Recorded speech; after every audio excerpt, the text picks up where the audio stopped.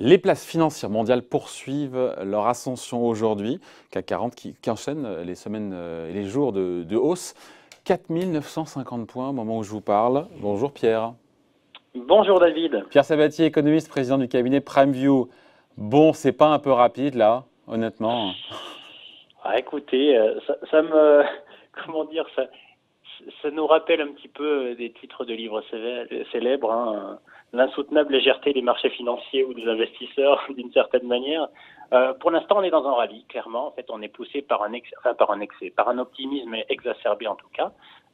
Après, il y a des bonnes nouvelles, pardon Pierre. Il y a quand même des bonnes nouvelles. On voit la pandémie qui semble, en tout cas en Europe, largement s'essouffler. Voilà, on a le chiffre aujourd'hui de l'indice PMI en Chine. Voilà, bon, c'est un peu technique, mais qui est au-delà de 50 et qui montre voilà, que ça réaccélère. On est à 44 en avril, c'est un bond qui est important. Entre la Chine et Trump, il n'y a pas de dégel, mais il n'y a pas non plus le bras de fer, mais c'est pas trop durci. Voilà, il n'y a pas de nouvelle vague de contamination à l'horizon. Bref. On comprend que les investisseurs donc décident de se focaliser uniquement sur les bonnes nouvelles, mais il y en a quand même. Absolument. Non, mais en fait, la question n'est pas de dire que les marchés doivent baisser. La question, c'est qu'est-ce qui est déjà intégré dans les cours boursiers.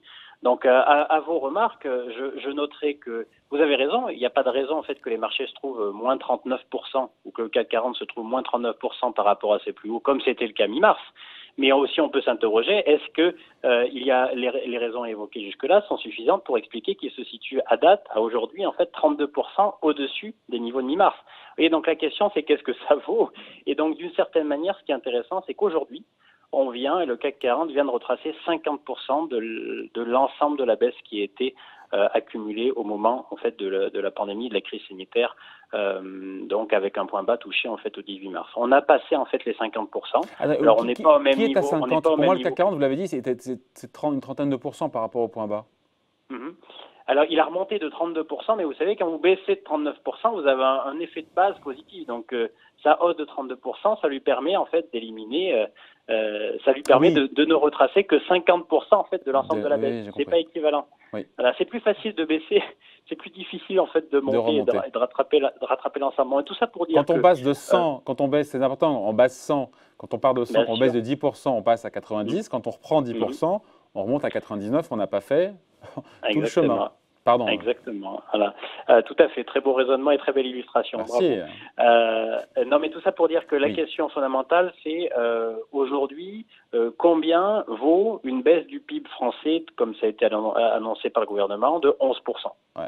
C'est ça le vrai sujet. Est-ce que ça vaut 40% de baisse par rapport au plus haut? Probablement pas. Est-ce que ça vaut les niveaux actuels? Peut-être. Est-ce que ça vaut les niveaux d'avant-crise? Probablement pas non plus.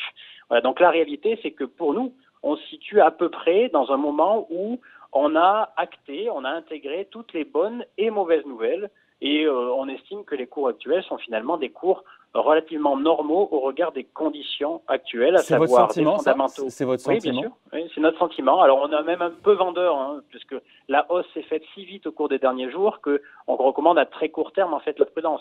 Mais à moyen terme, à date, pour l'instant, tant qu'on n'a pas de résurgence de la crise sanitaire et qu'on n'a pas, en fait, des fissures dans la solidarité budgétaire et monétaire, notamment en Europe, ou d'exacerbation des tensions géopolitiques, on estime que les niveaux actuels sont des niveaux je dirais, qui intègrent de manière relativement sensée, peut-être un tout petit peu au-dessus, mais les bonnes et les mauvaises nouvelles qui sont faites dans les marchés. Voilà, donc vraiment, il faut l'avoir en tête, c'est-à-dire qu'il y a quand même à un moment donné, la réalité économique qui nous rattrape, c'est-à-dire que 11% de baisse du PIB, tout de même, en France, hein, sur l'année 2020, je rappelle qu'en 2008-2009, la baisse du PIB français, elle a atteint 3,5%, à son plus fort.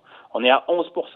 Donc, vous voyez, c'est pour ça qu'il faut pondérer. Oui, sauf que pour le commun des mortels, encore une fois, une baisse de 10 points, encore une fois, ou 11% de l'activité, ça veut dire des profits qui vont baisser encore mécaniquement beaucoup plus fortement.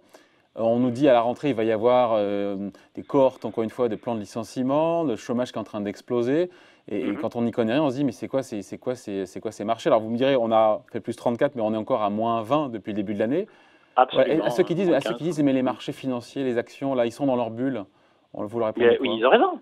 Ils ont raison parce que quand vous listez les bonnes nouvelles que vous évoquez, ce sont des bonnes nouvelles techniques.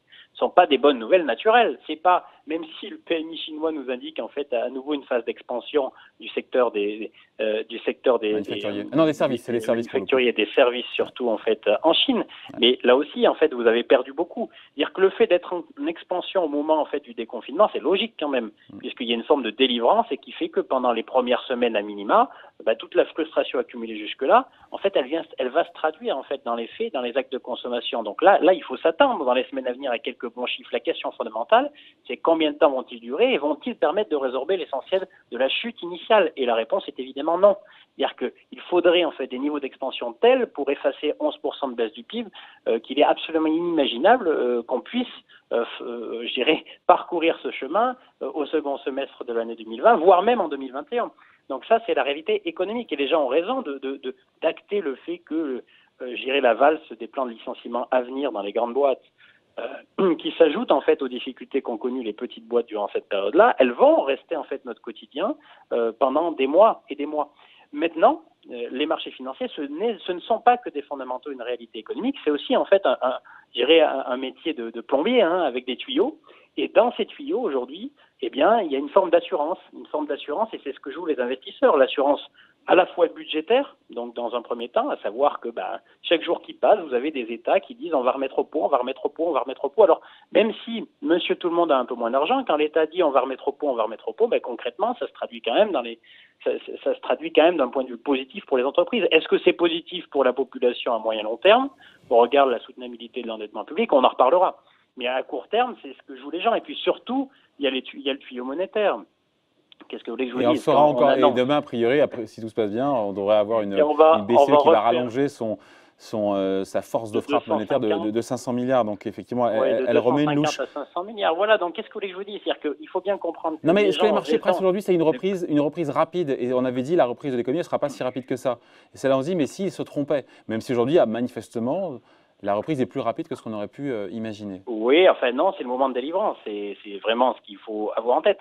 Maintenant, non, vous savez, en fait, l'horizon de projection des investisseurs, il n'est pas ce que vous évoquez là, il n'est pas 2021. Il est maintenant, il est la semaine qui vient de se passer et la semaine qui va arriver. Et donc, la réalité, c'est qu'à très court terme, eh bien, les tuyaux, la thématique de la plomberie l'emporte sur la thématique de la réalité économique des entreprises et des économies, en fait, concernées. Et c'est comme ça. Et malheureusement, c'est comme ça que fonctionnent les marchés. Donc, quand les gens disent qu'il y a une déconnexion, évidemment qu'il y a une déconnexion. Mais cette déconnexion, en fait, elle est consubstantielle, en fait, au marché financier depuis maintenant. Enfin, et elle a sa logique et elle a sa pertinence aussi. Et elle a sa logique et sa pertinence. Attention par contre, parce qu'à un moment donné, la réalité nous rattrape. C'est-à-dire que la réalité rattrape le virtuel ou rattrape la plomberie.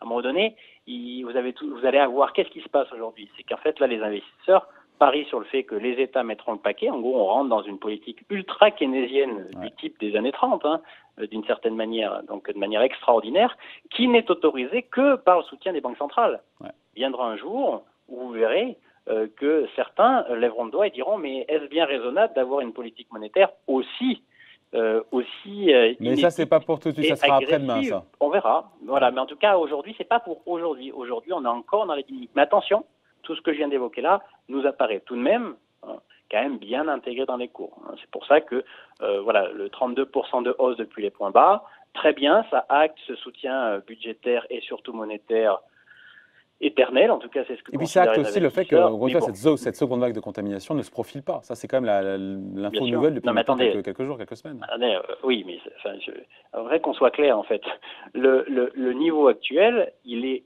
obligatoirement associé au fait que la crise sanitaire ne revient pas. Ouais. Parce qu'attention, le 11% de baisse du PIB, c'est sans second tour. Je ne parle pas des élections municipales. Ouais. C'est sans second tour de crise sanitaire. Donc, si jamais vous avez second tour, mais ça ne sert à rien d'en parler.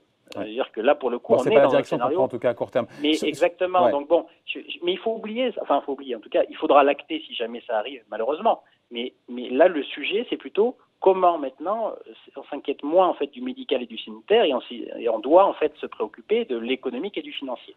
Voilà. Donc on peut expliquer ex post qu'on soit aux alentours de 5000 points. Par contre, si le rallye devait se poursuivre, là, ça deviendrait maintenant un peu malsain selon vous, en tout cas pas très... Là, en tout cas, dès à présent, nous, enfin, je le répète, à très court terme, dès à présent, nous sommes vendeurs du marché. Voilà. Parce que là, on y allait allègrement, et je pense qu'il y a aujourd'hui un potentiel de déception qui commence à devenir plus important. Et qui viendrait d'où? Déception qui viendrait d'où? Ben de tout. C'est-à-dire qu'en fait, vous savez, les investisseurs peuvent, sur la même nouvelle, en fonction de leur humeur, oui. simplement la lire de vide, manière opposée. Exactement. C'est-à-dire que demain, j'en sais rien, mais ça se produira sûrement pas, mais demain, si jamais en fait la Banque Centrale Européenne annonce 400 milliards de plus, au lieu de 500. Et pas 500, eh ben, ça peut suffire en fait pour jouer un rôle de catalyseur et faire baisser ou refluer les marchés de 5 ou 6 ou 7%, ce qui n'est rien par rapport en fait à la hausse qui vient d'être encaissée. Donc, vous voyez, malheureusement, encore une fois, hein, l'insoutenable légèreté en fait des investisseurs. Ne surestimons pas la capacité de projection dans le temps des investisseurs. C'est un métier aujourd'hui qui est fait pas au quotidien, mais en tout cas à la semaine ou au mois maximum. Maintenant, il va falloir quand même, au fil du temps, commencer à acter le fait que la réalité économique est probablement moins rose. En tout cas, finira par l'emporter sur la thématique du plombier, des tuyaux générés par la banque centrale, par les banques centrales.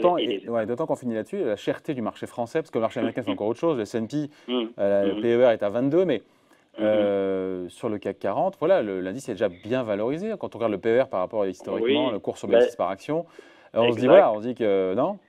Bien sûr, c'est-à-dire que c'est intéressant parce que hier, effectivement, on me posait la question en ces termes, à savoir, mais est-ce que finalement on n'est pas en mars 2009 ? Mars 2009, vous savez, hein, c'est le moment à partir duquel les marchés sont sortis de l'ornière, 2 ans d'ornière qui a fait baisser le CAC 40 de 55%, du point haut au point bas, donc on en est très très loin aujourd'hui. Mais la différence fondamentale, vous venez de l'évoquer, c'est qu'à l'époque, les niveaux de valorisation après ce grand marché baissier, ils étaient 10. En gros, les PER étaient de 10. Aujourd'hui, ils sont de 15, 16. Donc, vous voyez, on n'a pas le même potentiel de hausse. Ça veut dire qu'aujourd'hui, on part d'un niveau qui est déjà un niveau élevé. C'est pour ça qu'on va rester en fait aujourd'hui, mais à partir de maintenant, assez en retrait par rapport au mouvement de hausse actuel, parce qu'effectivement, il y a déjà énormément de bonnes nouvelles qui sont déjà intégrées dans les cours et les marchés sont chers. Alors, je sais bien, il n'y a pas grand-chose à acheter, mais bon, il reste cher et ça pose les jalons en fait de potentiel de hausse qui reste pour nous extrêmement limité. Voilà, merci beaucoup. Point de vue signé Pierre Sabatier, économiste et président du cabinet PrimeView. Merci Pierre, bonne journée. Merci David. Salut.